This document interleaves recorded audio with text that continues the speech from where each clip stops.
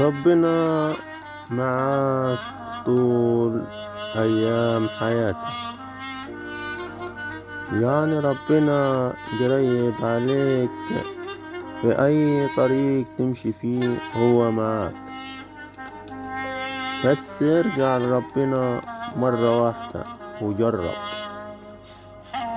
وشوف هو واقف معاك قد ايه. يعني هو في الشدة تلقاه، في ضعفك تلقاه، في التجارب تلقاه. مفيش أي حد تلقاه واقف جنبك قد ربنا يسوع المسيح. هو الحنين الطيب الحنون، هو اللي واقف معاك في أي شدة انت واقع فيها. هو اللي معاك طول الطريق اللي انت ماشي فيه. يعني ربنا مفيش أحن منه، ومش هتلاقي أحن منه. علشان ربنا هو عاوزك ترجع ليه، عشان هو الطريق والحياة والخلاص. يعني ربنا ما تقولش مثلا لسه أنا صغير أعيش أيام حياتي وبعدين أرجع. لا، ربنا عاوزك ترجع دلوقتي قبل فوات الأوان. ما انت تقول ممكن أنا صغير تموت. الموت مش بيفرق بين صغير وكبير. يعني في أي لحظة تلقى روحك طلعت،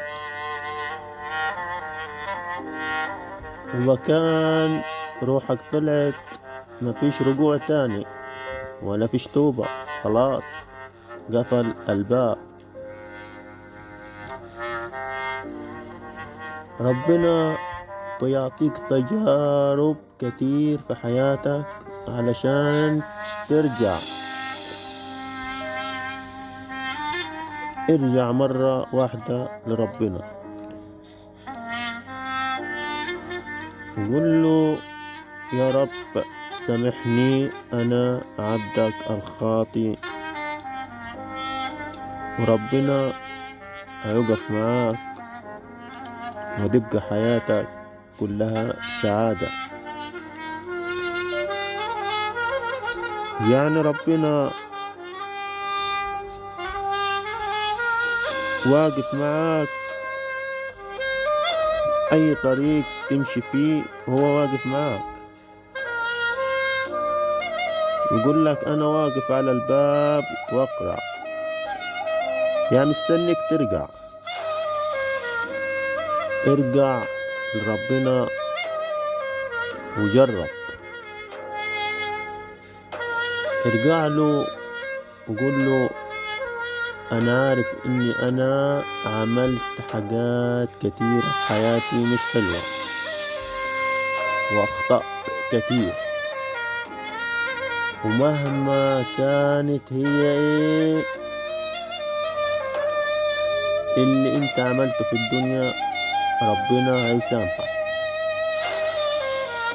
مكان قاعد على الأرض وروحك موجودة، ارجع لربنا. ارجع له وربنا هيوقف معاك في أقوى شدة أنت واقع فيها. يعني ربنا قادر يغير كل الأحوال، قادر على كل شيء. قادر على أي حاجة أنت عاوزها. ربنا يسوع المسيح قادر على كل شيء.